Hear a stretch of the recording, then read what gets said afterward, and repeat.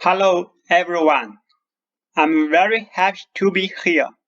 This is my first time to come to Hack-in-the-Box Security Conference. Today, I would like to share my precious work with you.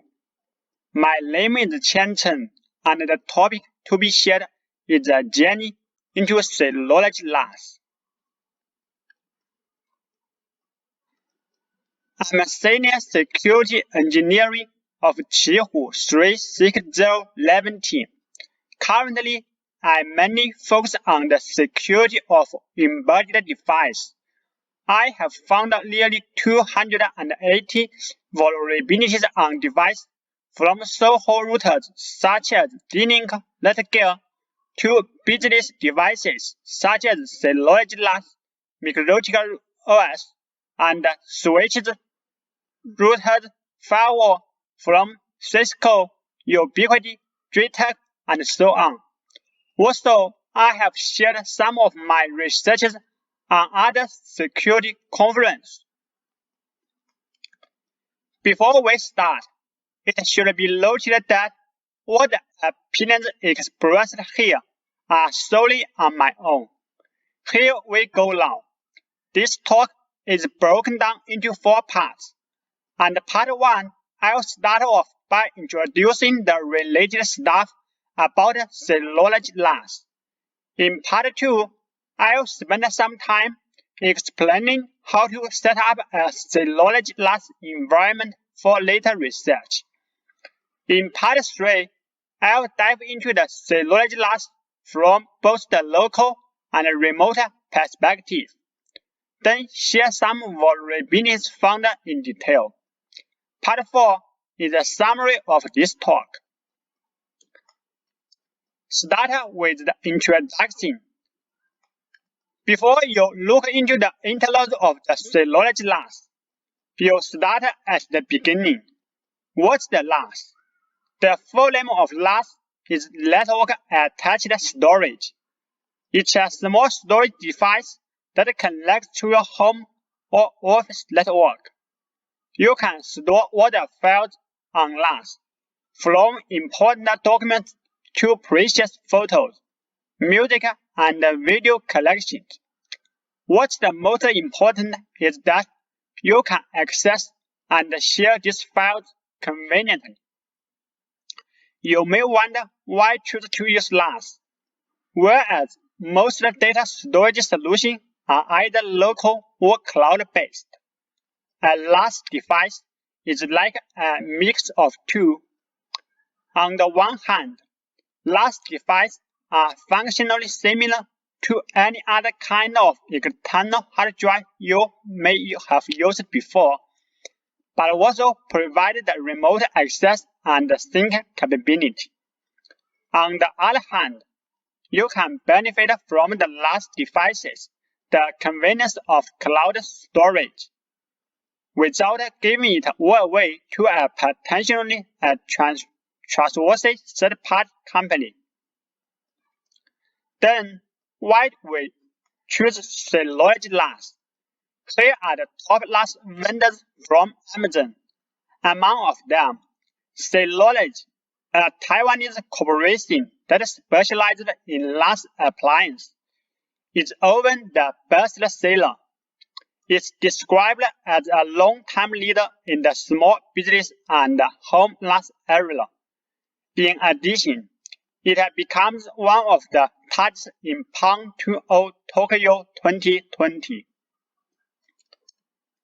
Synology's line of NAS is known as disk station for desktop models, flash station for all flash models, and rack station for rack mount models. In this talk, we will focus on the disk station. As to each line, it provides several different series to meet different needs. The coverage ranges from personal and home user to IT enthusiasts to small and mid-sized business to enterprise. In addition to disk station, the disk station manager is worth being mentioned here. is based on Linux and an intuitive web-based operating system for every Synology NAS. It provides rich features such as file syncing, data backup, cloud service, and so on. The aim of it is to provide better flexibility and usability in every aspect. In the past few years, there have been some security news related to Synology NAS. Among of them, two are ransomware attacks. The nature of NAS makes it a good target for ransomware. Besides, it should be noted that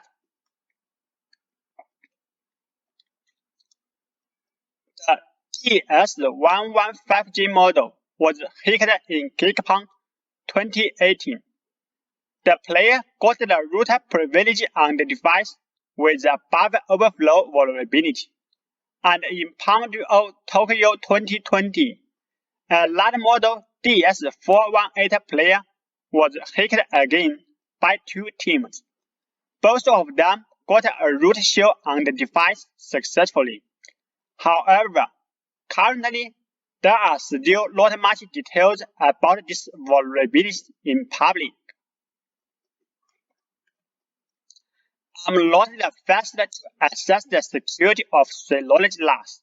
Of course, not the last.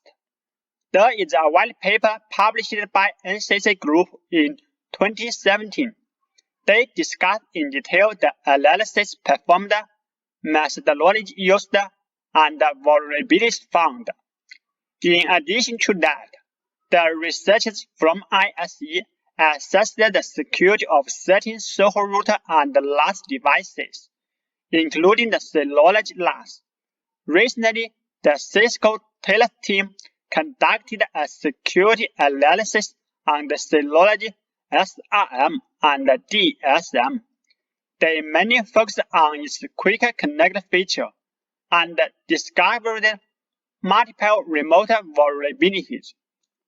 On the basis of them, I try to reveal more internals of Synology NAS itself, of course, with more vulnerabilities in detail. Alright, you know about me, you know about the Synology NAS. Let's move on to the next part. Set up an environment for security research. First, we need something to test on. Currently, there are two ways. Either you can buy a device directly from the Synology, also called white Synology. It's easy to set up and use, and has complete features, but may be a little expensive. Or you can assemble a device with custom hardware and install the official DSM, also called Black Synology. In relative, it's much cheaper and has most features, which is enough for our research. As to Black Synology, thanks to the community, it's possible to create a NAS virtual machine. What we need are a visual path file from the vendor and an UEFI or BIOS loader from the community. After the virtual machine is started and the loader is loaded, we can configure the device and install DSM either through the Web Assistant or Synology Assistant. Then we can access and manage it via browser. Unfortunately, there are some trouble installing the latest DSM version in this way. What if we want to test the latest DSM version? The virtual machine manager provided by Synology comes to rescue us. It's an intuitive hypervisor software and integrates various visualization solutions. With it, we can run multiple virtual machines on the Synology NAS, of course, including Synology DSM instance. In short, we can create an older NAS virtual machine with VMware Workstation or something similar. Then run multiple virtual DSM instances inside it. By the way, the Docker package is a lot lighter-weighted virtualization application provided by Synology, which can run virtual DSM as well. However, Docker DSM reached the end of life on December 2019. Now, we have both the DSM 6.2 and the DSM 7.0 environment. Since the latter is still on beta stage, and a lot of what the features are yet stable and mature. In this talk, we mainly focus on the DSM 6.1 or 6.2 version. By the way, the Synology also provides online DSM demo for experience. Maybe you can conduct research based on that. Lastly, for bug hunting, it's necessary to access the Linux shell on the device. Fortunately, the SSH is available. Moreover, the ability to debug the program is pretty fundamental. To our delight, there is a utility packet called Diagnosis Tool. We can install it from the package center. Sometimes, if you can't find it in the package center, an alternative way is to install it from the terminal shell with the command synology install. After installing it, there are many utility tools available, like HITB and HITB server. Now, everything is ready. Let's go into the most important part. Since the device is network reachable, suppose you are an adversary. What can you do if you are in the same local area network as the device? First, let's start with service probing. As we can see, there are many service sites listening on the device, including common service sites such as Nginx, Mini SSDPD, SNMPD, and so on. Also, there are some customer services, namely findhostd, ISCSI, snapshot ComCall, Silo SNMPCD. As for me, I prefer the customer services, for it seems to be less tested and more vulnerable. So let's look at the service findhostd. In short, it's responsible for communicating with the Synology Assistant, which is a desktop utility that searches for disk station in local area network. We can use it to configure the device, such as the administrator password, the way to obtain an IP address, and most importantly, install the DSM on the device. Now, you may wonder, how does the Synology Assistant communicate with the findhostd? Here is a simple communication flow between them. First, they are communicated via line UDP port. In general, the Synology Assistant firstly sends a broadcast query packet, and the findhostd sends both a broadcast and a unicast packet as a response. After finding the device, the Synology Assistant can continue to send other broadcast packets, such as configuration packet. Similarly, the findhostd sends both a broadcast and a unicast packet as a response.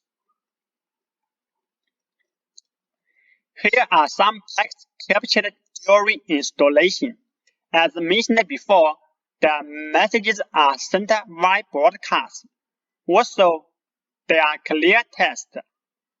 For we can say information such as MAC address, server name, serial number, model, and so on. To get a better understanding of the message format, reverse engineering is necessary.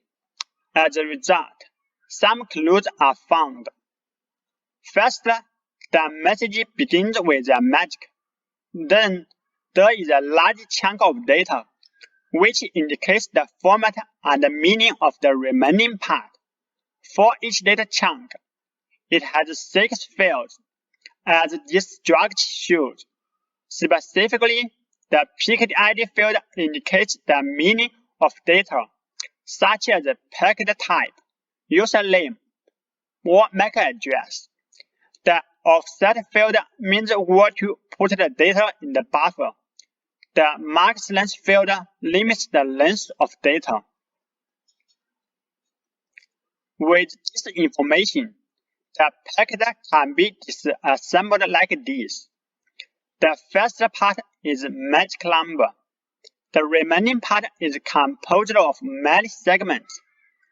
Each segment has 3 fields: packet ID, data length, and data. Moreover, for integer data, its length is fixed and equal to 4. For string data, it has a variable length. Sadly, to make it easier to disassemble the package, a wireshark plugin is created. With it, we can have a better understanding of the packet format. By the way, this plugin is publicly available. Since we have loaded the message format between the findhostd and the Synology Assistant, let's get it deeper. The value of packet ID 1 indicates the type of whole packet.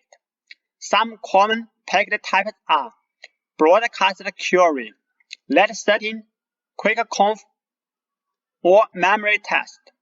Among them, some packets such as let setting, quick conf, and memory test packet contain an encoded administrator password, whose packet ID is 2A. A sample of quick configuration packet is shown. As we can see, the packet ID 1 has a value of 4, which means it's a quick configuration packet. The packet ID 2A contains the encoded password. Through reverse engineering, it turns out that the encoded password is decoded by calling function matrix decode. Here comes the first issue. Remember that messages are sent via broadcast in plain text. As a result, in some cases, an adversary can easily steal the plain text administrator password by monitoring the broadcast traffic.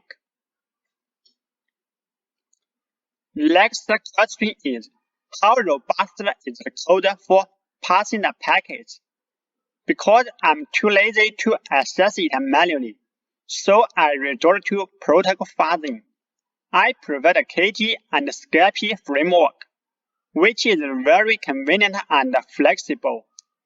With SCIP's power, we can define the protocol format easily and quickly. On the one hand, with the KT framework, we can reuse the predefined protocol format to build a black box fuzzer easily and quickly. Moreover, thanks to the community mechanism, we can fuzz both the findhostd and the Synology Assistant at the same time. On the other hand, with the predefined protocol format, we can also build a simple Synology Assistant client with Python. One of the issues found by fuzzing is related to Synology Assistant. During fuzzing, my already configured device becomes not configured. Did some corrupted packets reset my disk station? After investigating it, it turned out that some corrupted packets deceived the Synology assistant. My disk station is okay, but the Synology assistant thinks it's not configured. Normally, in this case, you may choose to reconfigure the device via Synology assistant and set the username and password used before. Again, since the messages are sent via broadcast in plain text, password leakage comes back. In summary, an adversary can cheat the administrator into reconfiguring the device, then steal the plain text administrator password by monitoring the broadcast traffic. It's worth mentioning that in most recent Synology Assistant or DSM versions, an encryption mechanism for communication is introduced. As we can see, there are two magics now. One is for plain text message, and another is for encrypted message. And some new picked ID items are added for supporting encryption. In addition, if the target DSM doesn't support encryption, there will be a warning message shown in the Synology Assistant. In spite of this, even if both the Synology Assistant and the DSM are the latest version, it's still possible to do password stealing. Next, let's take a look at the service ISCSI/common core. ISCSI is a protocol to facilitate SCSI-based storage commands to be sent over ubiquitous network structures. Two related processes are ISCSI/common core and ISCSI/server. The communication between them are outlined as follows. First, the ISCSI/common core receives and passes data from external socket, then send the data to itself through pipe. After passing the pipe data, send it to the ISCSI/server through pipe again. The ISCSI/server passes the pipe data and executes corresponding commands, such as delete snapshot, start mirror, and so on. With a general understanding, let's look at it in detail. In the stage 1, the following code snippet is responsible for reading packets from socket. As we can see, before the memory copy function, there is a signed integer comparison, and the v4 variable is passed to the memory copy function as the size parameter. If the variable v7 is a negative number, then the size of data to be copied will be very big, thus causing an invalid memory access exception. Since the v7 is the return value of A2 function, it's clear that when the set parameter is 0, the if condition will satisfy and a negative 1 will be returned. Further, the set parameter comes from a large socket data at position 4, so it's controllable. As a result, by corrupting a packet, we can trigger overflow when calling memory copy. However, during memory copy, an invalid memory access exception will occur. Here is a snapshot about the crash. By the way, this issue was fixed silently by the vendor, for I couldn't find any information related to it. Suppose we ignore it and come to the stage 2, the ISCSI/common core pass the data and call related functions. There are many functions with a prefix handle. Among of them, function handle send message and handle receive message are different according to an inner structure. Take the function handle receive message as an example. It will call function Apple send control eventually. It should be noted that the set parameter comes from the received message and is controllable. Then we reach the stage 3. The Apple send control function will send the data to ISCSI snapshot server through pipe. The function packet write is responsible for this. Its first argument comes from the set argument of Apple send control function. The create packet function is called to build a packet. Each side of it, first call the dialog to allocate a buffer, then call memory copy to fill it. Since the size parameter of memory copy is controllable.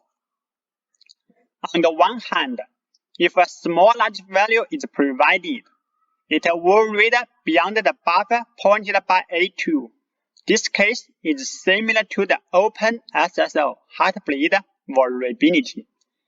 On the other hand, if a big large value is provided, then an integer overflow will occur when A3 plus 32.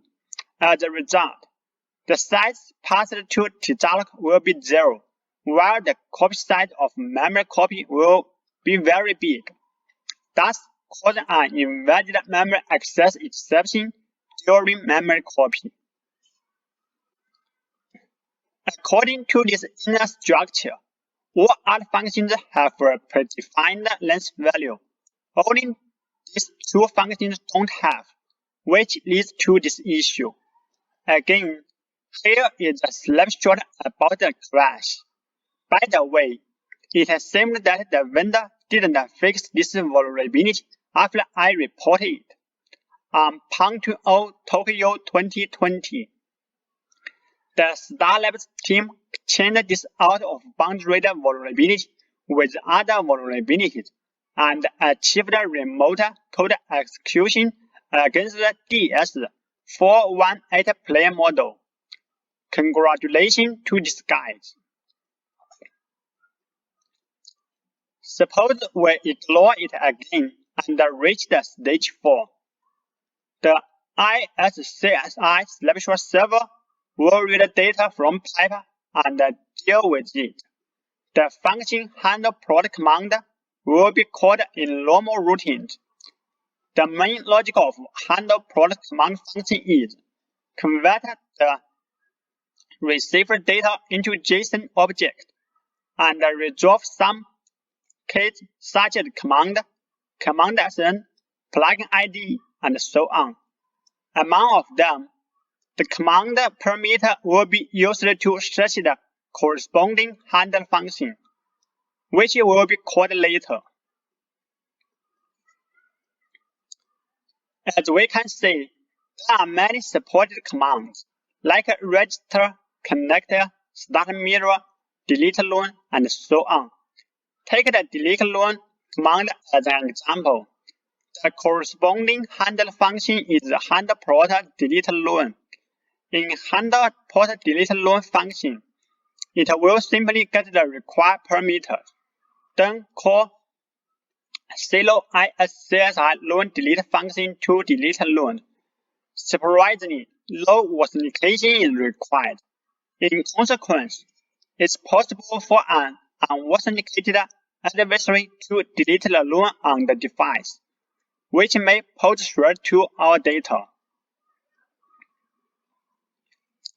Okay, so far, we suppose we are in the same local area network as the device, but in reality, NAS is often used in remote series, which can be accessed over the internet anytime, anywhere from any device and browser.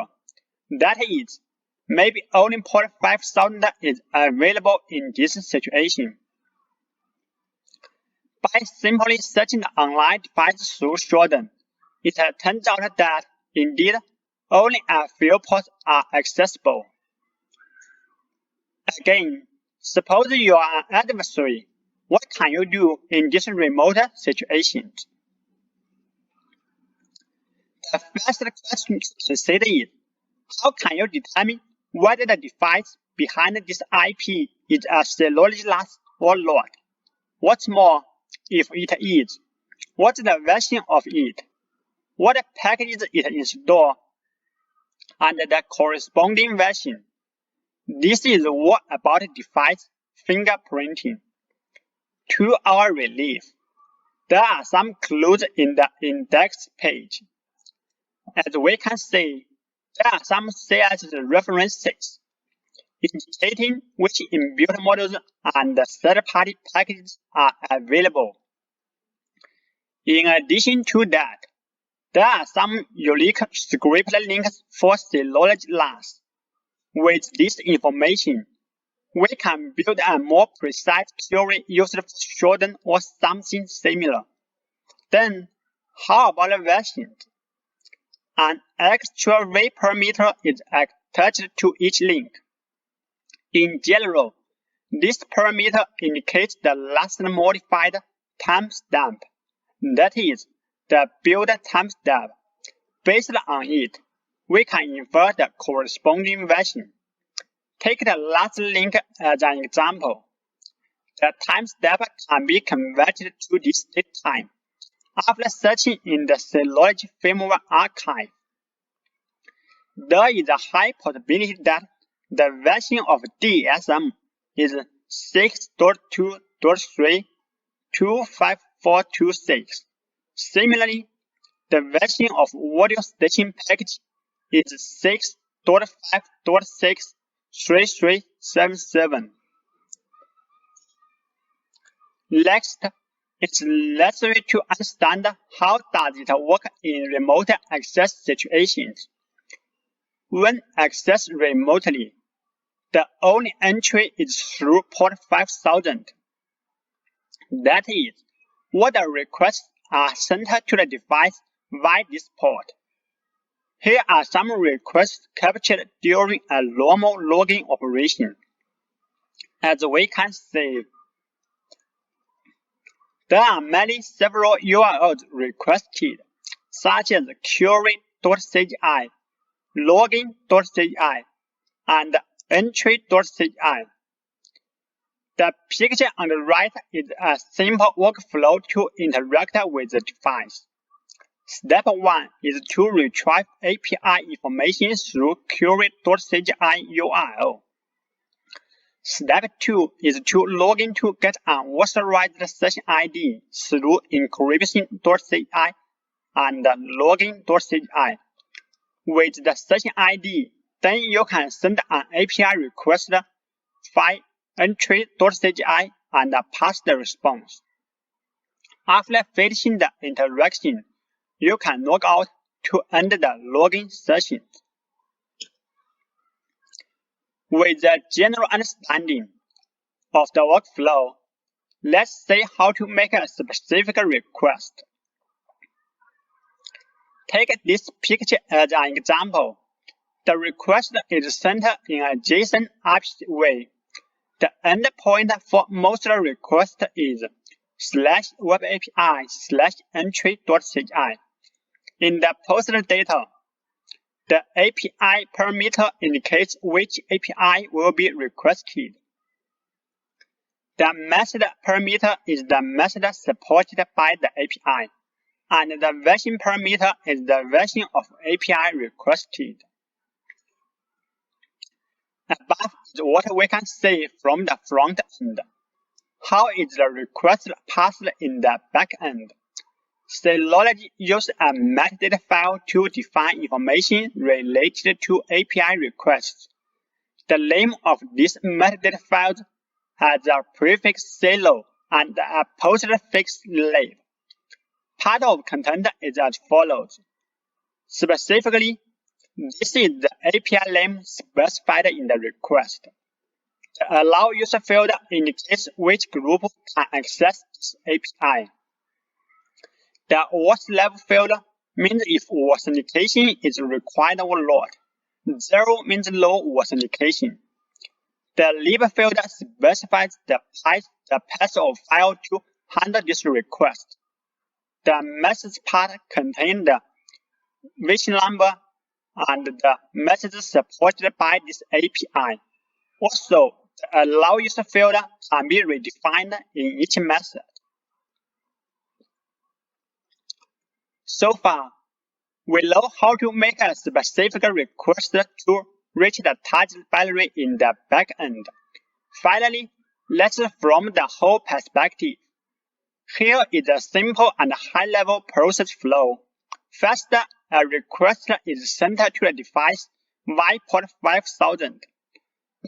Then, based on the request URL, the engine server will schedule the corresponding CGI to handle the request, such as query.cgi, login.cgi, and entry.cgi. Among of them, entry.cgi is the endpoint for most post requests. This CGI may communicate with another two processes, Synology and Synology. Synology mainly handles session-related stuff, and Synology is mainly responsible for dispatching specific requests to the target boundary. After understanding the request handle mechanism, you may wonder what API you can reach to. Actually, there are many API. In general, two main attack surfaces are exposed: the DSM itself and the various packages. Let's start with the DS file app. The apps provided by Synology make it easy and convenient to manage and access your disk station from mobile phone. One of them is DS file. With it, you can browse, transfer, and manage files on the disk station easily. The API flow is similar to that via web portal. When trying to log into the disk station, in normal case, PKI-based encryption is used for authentication.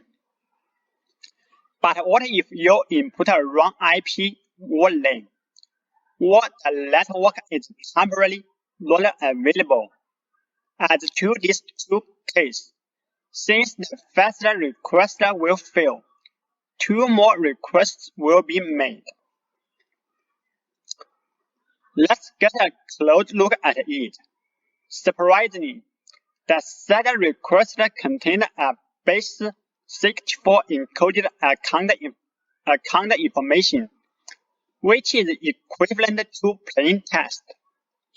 To conclude, if you try to access your disk station via DS file app in an unsafe network environment, by simply dropping or redirecting specific requests, MITM adversary can obtain the plain text password. It applies even if HTTPS mode is used. Next, let's look at the Synology Calendar package.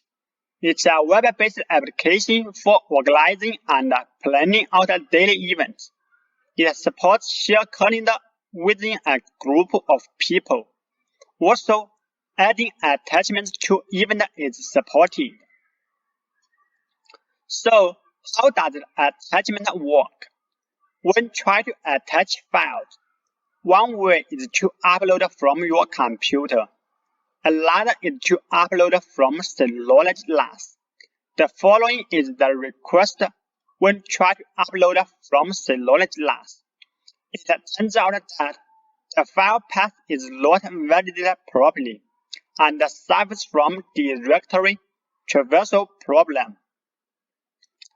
By injecting // into file path parameter, it's possible for normal users to read files out of the shell folder. After a normal file is attached, the link behind it is as follows. As you may notice, the file name is also a part of the link. So, can we control the link by providing a crafted file name? The answer is yes. It assumes that the file name is not validated before adding into the link. As a result, by crafting a file name, it's possible to change the link to what we want, and also make the file name look normal to users. Moreover, we can share this event within an administrator group. When one of the users in this group tries to click the attached file, the request we controlled will be executed.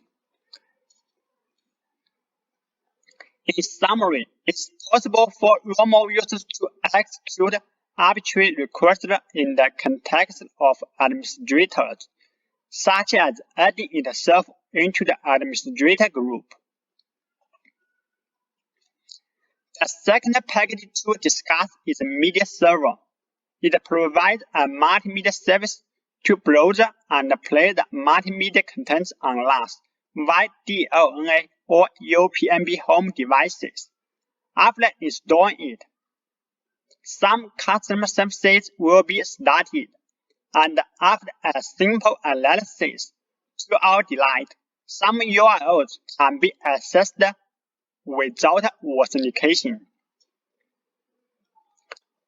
One of them is the video transcoding.cgi API. Here is the requested URL format. Part of the code snippet to handle the request is as follows. It expects the URL to be in a specific format. But what if the URL violates the format? It's obvious that by crafting a URL like this, we can track integer and flow when calling string uncopy. Suppose we provide a normal URL as the code expected. The routing will continue, and the function sub403f50 will be called. In function sub403f50, it will simply check the argument A2, then format the argument A3 into a secure statement. Since the argument A3 comes from the URL, and there is lack of proper validation, by crafting a URL like this, we can track the secure injection vulnerability. A lot similar and interesting API is jpeg-tn-scalar.cgi. Here is the requested URL format. Part of the code snippet to handle the request is as follows. It's clear that due to lack of length check when calling string uncopy, by crafting a URL like this, we can track buffer overflow. The last packet to share is Audio Station. It allows you to enjoy high-quality playback, listen to radios, and manage your music collection.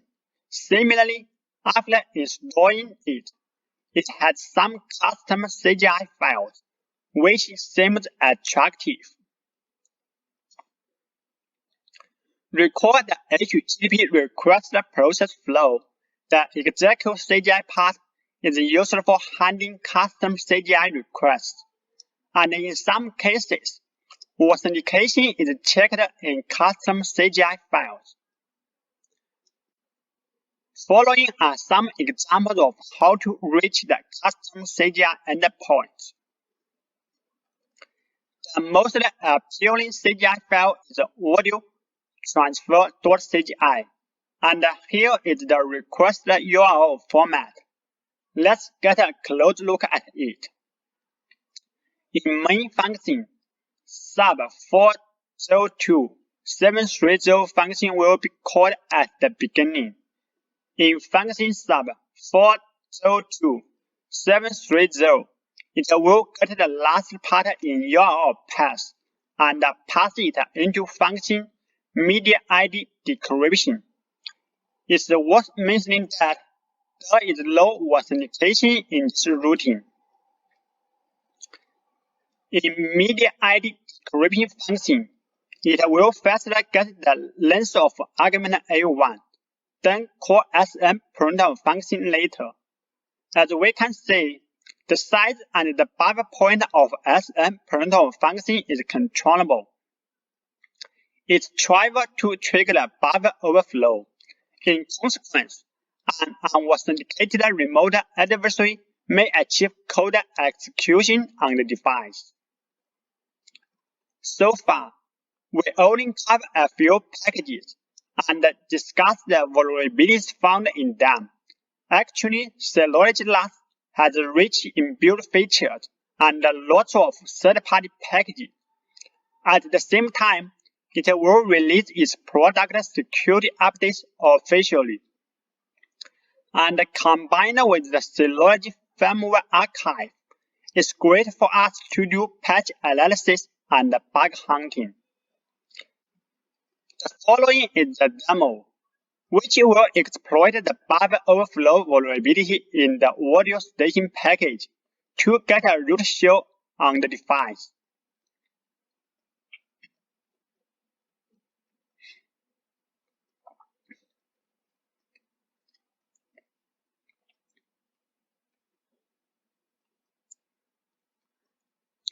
First, we checked the version of DSM, inbuilt models, and third-party packages. It turns out that the audio staging package is installed and its version is vulnerable.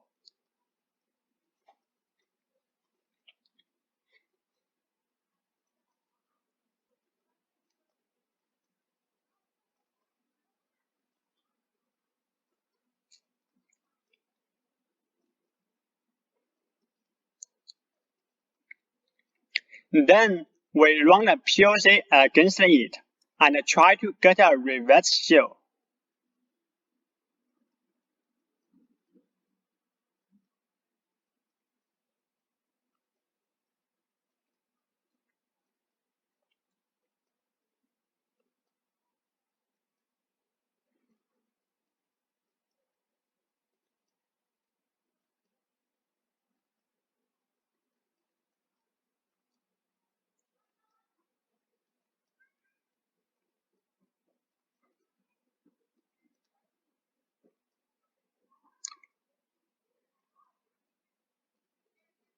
Successfully, we got a root show.